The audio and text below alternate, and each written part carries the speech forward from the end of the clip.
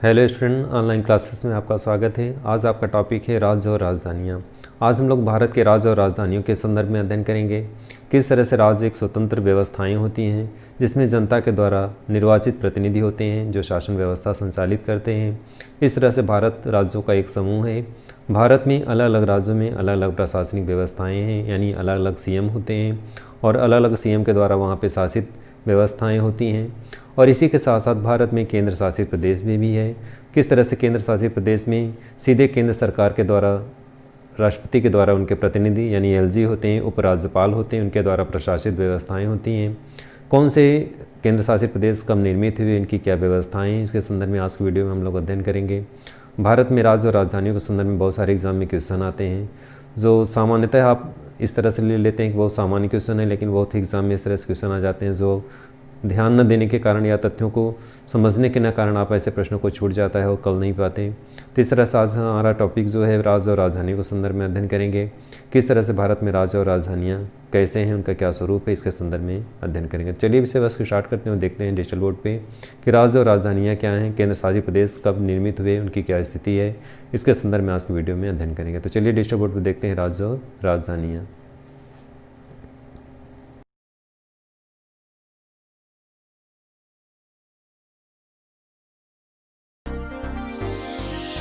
Dear student, अब हम लोग राज्य और राजधानियों के संदर्भ में अध्ययन करेंगे। सबसे पहले आंध्र प्रदेश जिसकी राजधानी अमरावती, नेक्स्ट अरुणाचल प्रदेश ईटानगर है, असम की राजधानी दिसपुर है, बिहार की राजधानी पटना है, छत्तीसगढ़ रायपुर है, नेक्स्ट है गोवा, राजधानी पणजी है, नेक्स्ट गुजरात है गांधीनगर, नेक्स्ट हरियाणा है चंडीगढ़ और इसी क्रम में हिमाचल प्रदेश है जिसकी राजधानी शिमला है।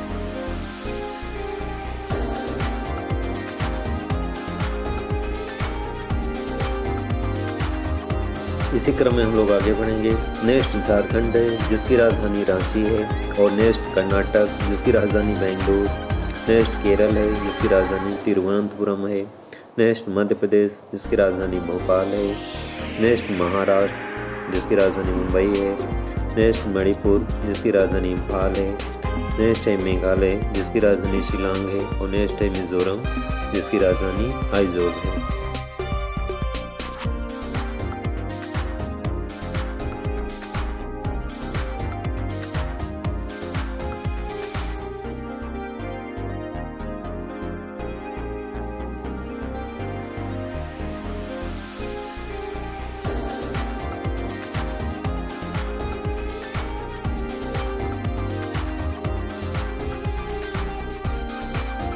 इसी क्रम में हम लोग आगे बढ़ेंगे। नेक्स्ट राज्य नागालैंड है जिसकी राजधानी कोहिमा है, नेक्स्ट उड़ीसा जिसकी राजधानी भुवनेश्वर है, नेक्स्ट है पंजाब जिसकी राजधानी चंडीगढ़ है और नेक्स्ट राजस्थान जिसकी राजधानी जयपुर है। इसी क्रम में सिक्किम है जिसकी राजधानी गंगटोक है, नेक्स्ट है तमिलनाडु जिसकी राजधानी चेन्नई है।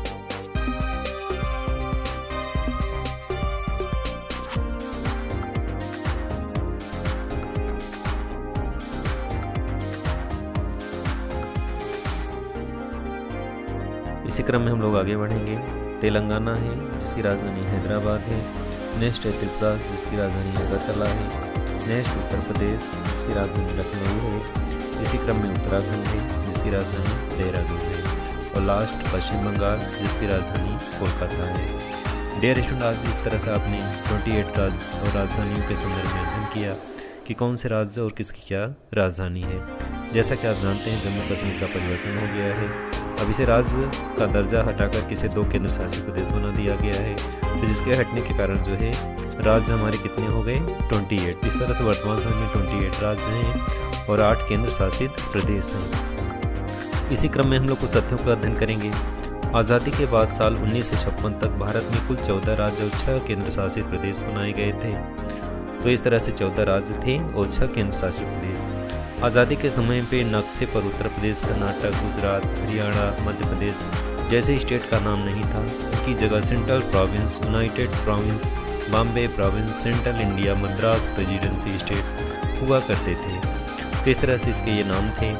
इसके बाद समय के साथ साथ भारत के आंतरिक नक्शे में बदलाव होता गया और ज़रूरत को देखते हुए नए राज्यों का पुनर्गठन होता चला गया।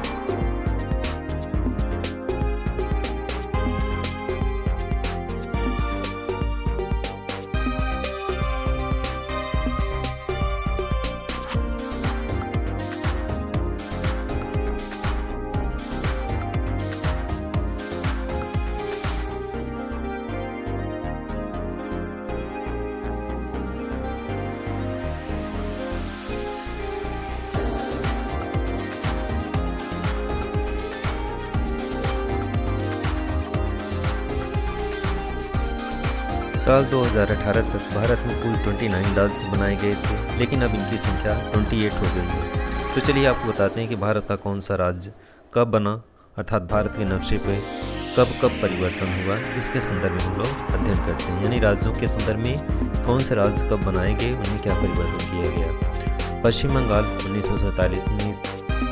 डियर स्टूडेंट, नेक्स्ट है जम्मू कश्मीर जो 1948 में गठित किया गया। इसी क्रम में राजस्थान है जो 1949 में गठित किया गया है। नेक्स्ट है उत्तर प्रदेश जो 1950 में गठित किया गया। इसी क्रम में बिहार है, असम है, उड़ीसा है, तमिलनाडु है। ये सभी राज्य 1950 में गठित किए गए थे। तो इस तरह से इन राज्यों का गठन का क्रम या सन इस तरह से था।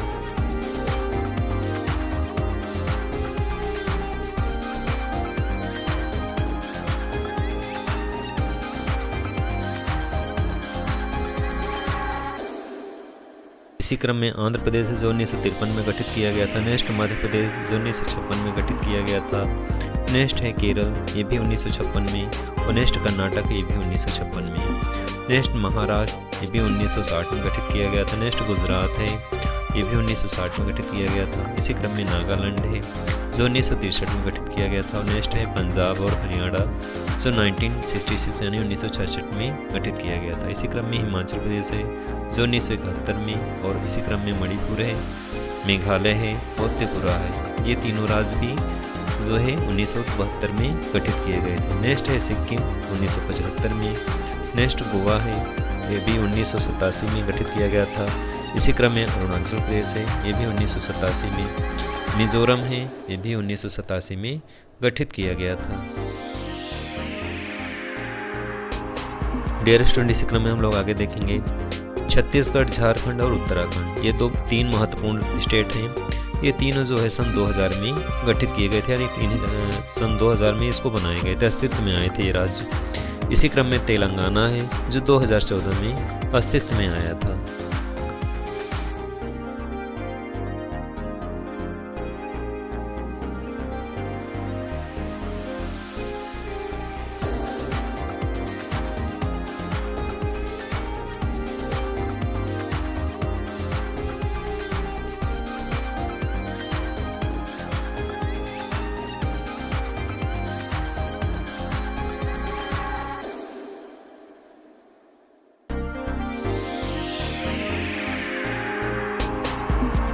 सबसे पहले भारत में पश्चिम बंगाल का गठन हुआ था। इसके बाद जम्मू कश्मीर और अन्य राज्यों का गठन हुआ था। जम्मू कश्मीर भारत की आज़ादी से पहले एक अलग देश बनना चाहता था, लेकिन आज़ादी के बाद पाकिस्तान के हमले के पश्चात जम्मू कश्मीर की आज़ादी से भारत से मदद मांगी और राज्य को भारत में विलय कर लिया गया। इस तरह 1947 में जम्मू कश्मीर का भारत में मिला लिया गया, लेकिन कुछ हिस्सा पाकिस्तान के कब्जे में रहा, जो आज भी भारत में जो है उसे आज़ाद कश्मीर के नाम से जाना जाता है। 1956 तक भारत के राज्य के रूप में बहुत सारे राज्य जो अलग अलग भागों में बांटने की प्रक्रिया चलती रही। इन राज्यों का क्षेत्रफल कुल सबसे बड़ा राज्य राजस्थान जैसा है, आप जानते हैं, जो भारत के पश्चिमी हिस्से में बना हुआ है, इसकी सीमा पड़ोसी देश पाकिस्तान से मिलती है। जबकि जनसंख्या के अनुसार सबसे बड़ा राज्य उत्तर प्रदेश है। अब भारत में ही जानना चाहते होंगे इनमें सबसे छोटा राज्य कौन सा है, तो क्षेत्रफल की दृष्टि से गोवा जो है सबसे छोटा राज्य है, जो जनसंख्या की दृष्टि से सिक्किम सबसे छोटा राज्य है। तो इस तरह से आप क्षेत्रफल और जनसंख्या के आधार पर आपने अध्ययन किया।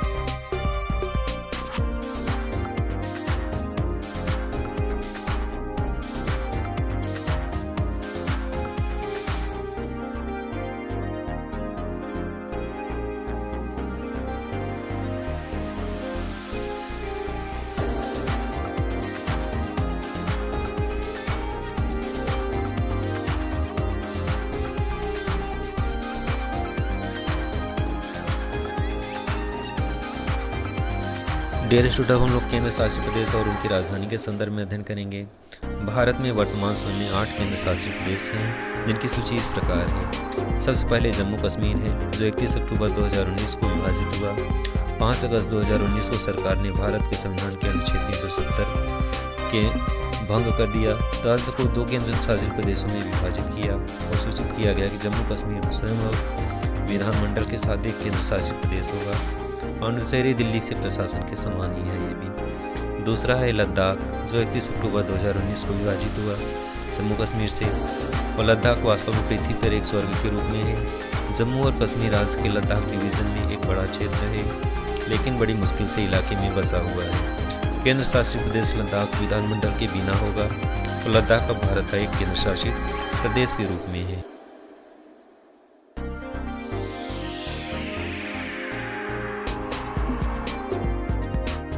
इसी क्रम में राजधानी क्षेत्र दिल्ली है। राजधानी दिल्ली यह राष्ट्रीय राजधानी क्षेत्र दिल्ली एक शहर और एक केंद्र शासित प्रदेश है, जिसमें भारत की राष्ट्रीय राजधानी भी है। नई दिल्ली शामिल है। भारत के राज्यों की तरह दिल्ली को भी अपनी एक विधायिका है। उसे न्यायालय और मंत्रियों की परिषद द्वारा प्रशासित किया जाता है। नेक्स्ट है इसी क्रम में चंडीगढ़, पंजाब और हरियाणा की राजधानी भी है और चंडीगढ़ एक केंद्र शासित प्रदेश के रूप में भी है। पंजाब के साथ साथ हरियाणा की राजधानी है। यहाँ पे चंडीगढ़ दिल्ली के समान है, क्योंकि इसे भी एक समय में एक शहर और एक केंद्र शासित प्रदेश का दर्जा दिया जाता है। पंजाब और हरियाणा दोनों राज्यों की राजधानी होने के बावजूद यह सीधे केंद्र सरकार द्वारा शासित होता है, तो ये अपनी इस विशेषताओं के लिए हुए है चंडीगढ़।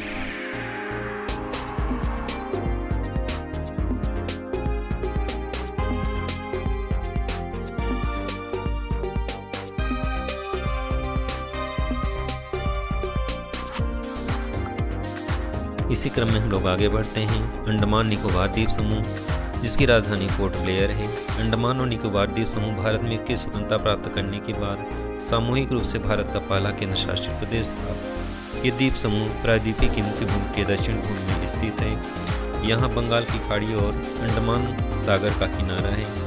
नेक्स्ट इसी क्रम में है पांडिचेरी, जिसकी राजधानी पुडुचेरी है। पांडिचेरी, जिसे पुडुचेरी के नाम से भी जाना जाता है और आमतौर पर सिर्फ पांडी के रूप में जाना जाता है, भारत में केंद्र शासित प्रदेशों में से एक है। अक्सर इसे पूर्व में फ्रेंच रिवेरा के रूप में जाना जाता है और यह वास्तव में दक्षिण भारत में घूमने के लिए सबसे आकर्षण और मंत्रमुग्ध करने वाली जगहों में से एक है।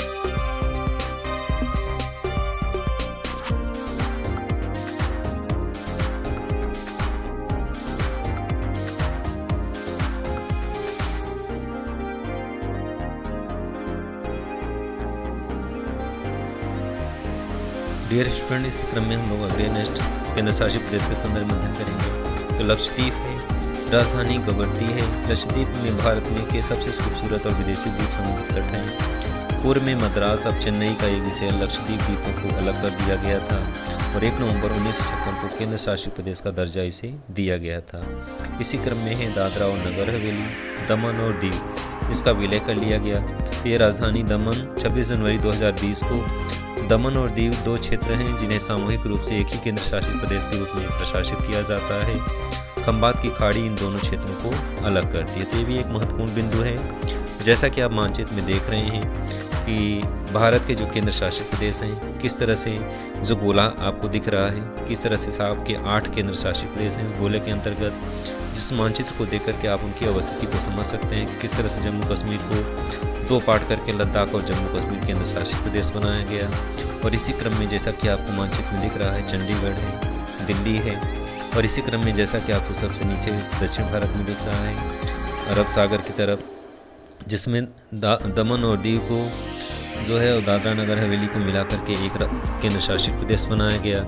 नेक्स्ट लक्षद्वीप है, पांडिचेरी है, अंडमान निकोबार द्वीप समूह है। इस तरह से आपके 8 केंद्र शासित प्रदेश हैं। इसी क्रम में हम लोग अध्ययन करेंगे केंद्र शासित प्रदेश क्या होता है। केंद्र शासित प्रदेश में सीधे केंद्र सरकार के द्वारा शासन होता है।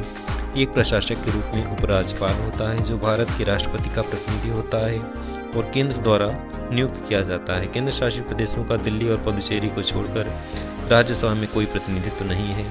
केंद्र शासित प्रदेश एक छोटी प्रशासनिक इकाई है जो केंद्र शासित है।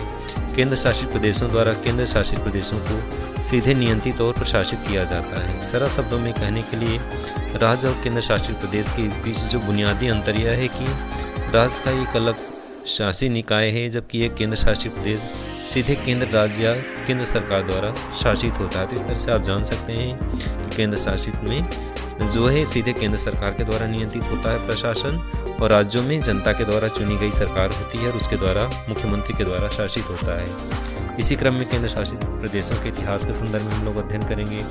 1956 में राज्यों के पुनर्गठन पर चर्चा के दौरान राज्य पुनर्गठन आयोग ने इन क्षेत्रों के लिए एक अलग श्रेणी के निर्माण की सिफारिश की, क्योंकि वे न तो किसी राज्य के मॉडल में फिट करते थे और न ही शासन में जो है आने पर भी एक कमांड पैटर्न पर पालन करते थे। यह देखा गया कि ये आर्थिक रूप से असंतुलित, आर्थिक रूप से कमज़ोर और प्रशासनिक और राजनीतिक रूप से अस्थिर क्षेत्रों के केंद्र पर भारी पड़े बिना अलग प्रशासनिक इकाइयों के रूप में जीवंत नहीं रह सकते हैं। सभी कारणों को ध्यान में रखते हुए केंद्र शासित प्रदेशों का गठन किया गया। तो यानी ये सारे फैक्टर थे जिनके कारण केंद्र शासित प्रदेशों का इस तरह से स्वरूप था, जिनको राज्यों में विलय नहीं किया गया।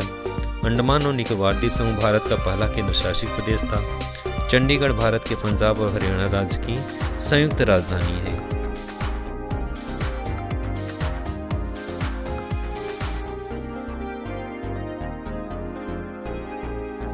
डियर स्टूडेंट, हम लोग कुछ जम्मू कश्मीर के संदर्भ में अध्ययन करेंगे। जैसे कि आप जानते हैं, जम्मू कश्मीर के 2 पार्ट कर दिए गए, जम्मू कश्मीर और लद्दाख। जम्मू और कश्मीर पुनर्गठन अधिनियम 1919 के अनुसार जम्मू कश्मीर और लद्दाख को केंद्र शासित प्रदेश घोषित किया गया। इस तरह से 31 अक्टूबर की तारीख तय की गई और ऐसा पहली बार हुआ जब किसी राज्य को इस तरह से 2 भागों में डिवाइड ऐसे क्रम में किया गया, यानी केंद्र शासित प्रदेश जो पूर्व में राज्य का दर्जा, विशेष राज्य का दर्जा प्राप्त था, और उस विशेष राज्य के दर्जा को धारा 370 को समाप्त करने के पश्चात उसे 2 केंद्र शासित प्रदेशों में बदल दिया गया। तो इस तरह से केंद्र सरकार के एक अपना निर्णय था और बीजेपी गवर्नमेंट की साहस क्षमता को भी देख सकते हैं कि जिसमें परिवर्तन करना इतना आसान नहीं था, लेकिन भारतीय जनता पार्टी ने अपने साहस और अदम्य साहस का एक प्रकार से कह सकते हैं परिचय दिया और नरेंद्र मोदी ने इस राज्य के जो विशेष शक्तियाँ प्राप्त थी उसे समाप्त करके और इसे 2 केंद्र शासित प्रदेश के रूप में दर्जा दिलाया। अब हम लोग को समझेंगे कि धारा 370 अस्तित्व में आया कैसे था। 17 अक्टूबर 1949 को एक ऐसी घटना घटी जिसके कारण आज तक जम्मू और कश्मीर विवाद का विषय बना हुआ था। दरअसल सांसद गोपाल स्वामी अयंगर ने कहा कि हम जम्मू कश्मीर को जो है नया आर्टिकल देना चाहते हैं। तब महाराजा हरि सिंह के दीवान रहे गोपाल स्वामी अयंगर भारत की पहली कैबिनेट में मंत्री थे। संसद में उन्हें जब यह पूछा गया कि क्यों ऐसा किया गया, उन्होंने जवाब दिया था कि आधे कश्मीर पर पाकिस्तान ने कब्जा कर लिया है और इस राज्य के साथ समस्याएं, जैसा कि आपको आधे लोग मानचित्र में दिख रहा था कैसे किस तरह से डिवाइड किया गया है। वहाँ भी हम लोग समझेंगे धारा 370 में पहले क्या स्थिति थी और वर्तमान समय में क्या स्थिति मांग की गई। जम्मू कश्मीर में पहले विशेषाधिकार प्राप्त था, बड़े नागरिकों को दोहरी नागरिकता प्राप्त थी, यानी जम्मू कश्मीर की नागरिकता और पूरे भारत की नागरिकता, लेकिन समाप्त होने के पश्चात पूरे भारत में अब एकल नागरिकता हो गई है वहाँ के नागरिकों की। अब दोहरी नागरिकता समाप्त हो गई है। धारा 370 में व्यवस्था थी जम्मू कश्मीर के लिए अलग झंडा होगा, लेकिन अब एक ही झंडा होगा, यानी तिरंगा, भारतीय राष्ट्रीय तिरंगा जो है वही पूरे देश के लिए है। जम्मू कश्मीर के लिए अब अलग व्यवस्था नहीं है। आर्टिकल 356 पहले नहीं लागू होता था, अब क्या है आर्टिकल 356 भी लागू हो सकता है। तो इस तरह से जम्मू कश्मीर में कोई भूमि नहीं खरीद सकता था, जो है अब जो है इस तरह की व्यवस्थाएं दी गई कि जम्मू कश्मीर में भी भूमि कोई खरीद सकता है। पहले जम्मू कश्मीर में RTI नहीं लागू था, शिक्षा का अधिकार व्यवस्था नहीं लागू थी, बहुत सारी चीज़ें समस्याएं थी क्योंकि उसे विशेष राज्य का दर्जा प्राप्त था, लेकिन ये सभी चीज़ों को समाप्त कर दिया गया है। डियर स्टूडेंट, अब हम लोग कुछ अन्य जो है केंद्र शासित प्रदेश के संदर्भ में कुछ महत्वपूर्ण तथ्यों का अध्ययन करेंगे। जैसा कि मानचित्र में दिख रहा है पांडिचेरी या पुदुचेरी। पुदुचेरी की आप ज़्यादातर लोग नहीं जानते हैं।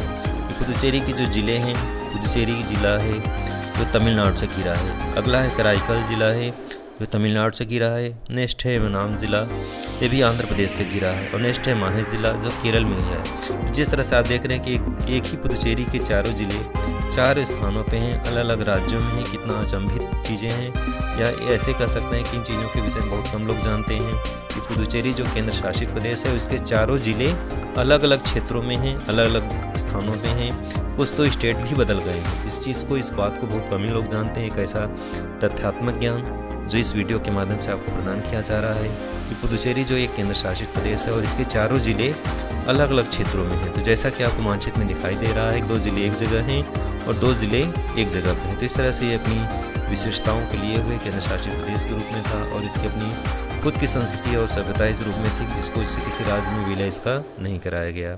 इसी क्रम में अंडमान और निकोबार द्वीप समूह है। अंडमान निकोबार द्वीप समूह जो समुद्र में द्वीप समूह के रूप में है।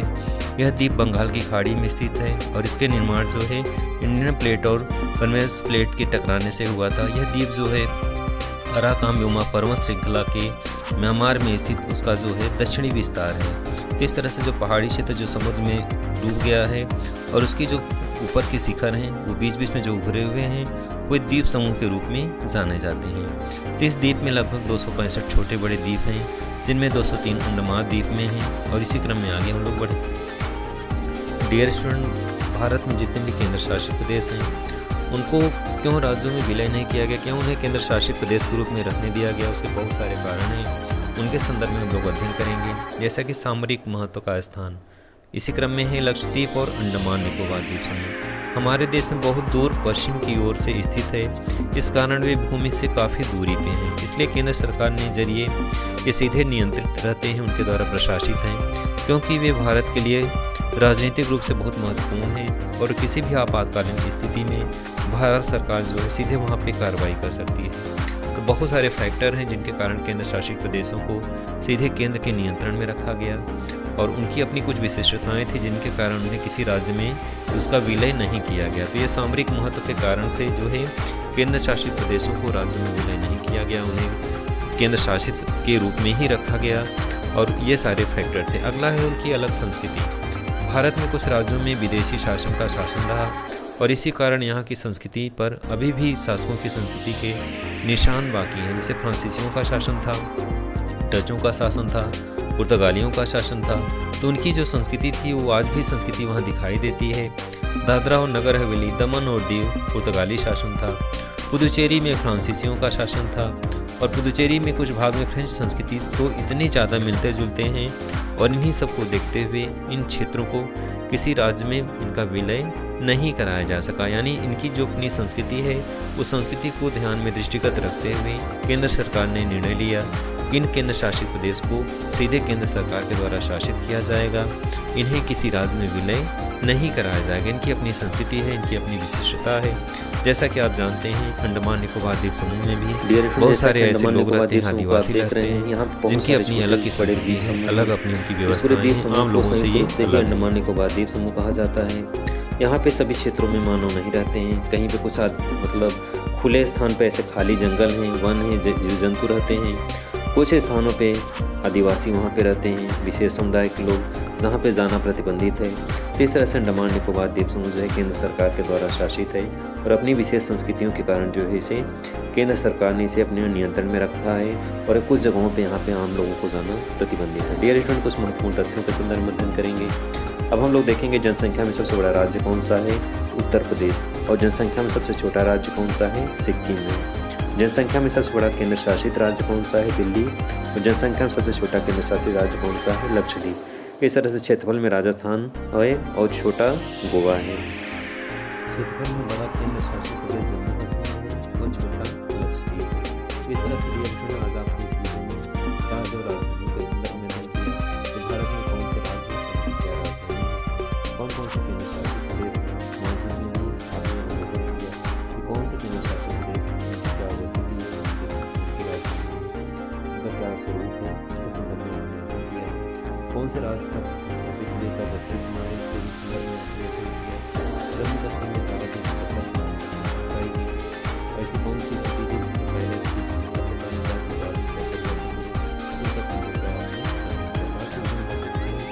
नए वीडियो में तब तक